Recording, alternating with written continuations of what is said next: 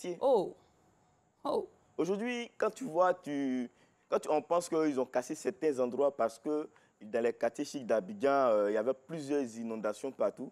Et tu constates qu'après qu'ils aient cassé, il y a toujours une inondation. Tu te dis, mais alors, qu'est-ce qui a servi toutes ces démolitions qui n'ont pas résolu le problème? C'est ça, non?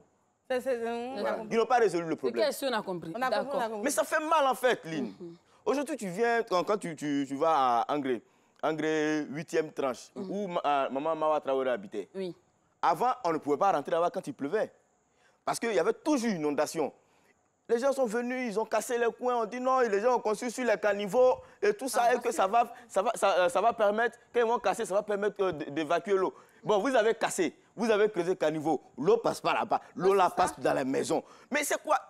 Moi, je pense qu'avant de venir chercher la solution, hein, venez nous voir et puis demandez-nous où l'eau passe habituellement. Parce que nous, on sait.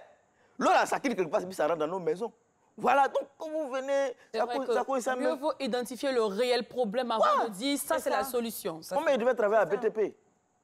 Oui, je devais travailler là-bas. C'est ça. Parce que quand tu regardes l'eau, pour savoir où l'eau passe dans un quartier, va t'asseoir, prends l'eau et puis verse. Où ça va là? C'est là qu'il faut faire le caniveau.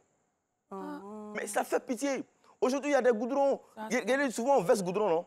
Et puis 2 mois après, une seule pluie. Vous avez vu ça, c'est la première pluie. Hein. Mais tu as vu à Makori? Oh, le mois de juin arrive. Tu as vu Makori, non? Ah bon, d'accord. Le goudron a été fait il y a 6 mois, mais aujourd'hui, je dis la route est infernale. Ah, tu passes à Makori, tu as une voiture basse, tu es foutu. On dit ils font.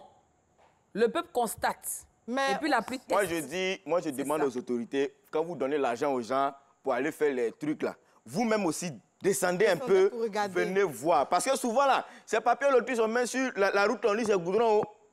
Quand il pleut net, ça s'en va. Or, plus de cette année, là, il paraît que cette saison-là sera infernale parce que vous avez vu la chaleur qui est venue. Oui. On dit c'est comme ça va venir aussi. Donc, pardonnez, prenons les mesures drastiques qui vont permettre aux populations de vivre heureux. Parce que quand il pleut fort, il y a certains habitants qui n'arrivent pas à dormir, ils sont obligés de veiller. Mais tu as vu aujourd'hui, Noline, la forte pluie qui a commencé depuis, on va dire, 9h-10h, suivie de tonnettes, tout ça.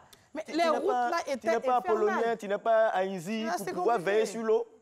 Non, c'est eux qui dorment dans l'eau. Nous, on ne peut pas veiller sur l'eau. Non, attends, non. Bon, bref. Bon, là, tu es parti un peu loin. Arrête ça, doucement. Bon, en bref, il faut des autorités de vraiment eux-mêmes venir sur le terrain souvent. Regardez ce que M. Bakongo il fait. Il va sur le terrain. Avant de casser, lui-même, il va regarder pourquoi on casse. Et c'est bien. Vous-même descendez et puis venez voir au moins, vous allez comprendre le truc aussi. La qualité du matériel. Exactement. Voilà, c'est vrai que tu veux bien faire, mais qui tu envoies? Est-ce qu'il sait s'envoyer? C'est ça. C'est ça, Yodé ici, on dit, le vieux ici, tu as choisi voleur. Non, on va t'appeler voleur. C'est ça. Bon, bref, c'est la NTI2 qui m'a chargé de vous dire, je ne suis pour rien.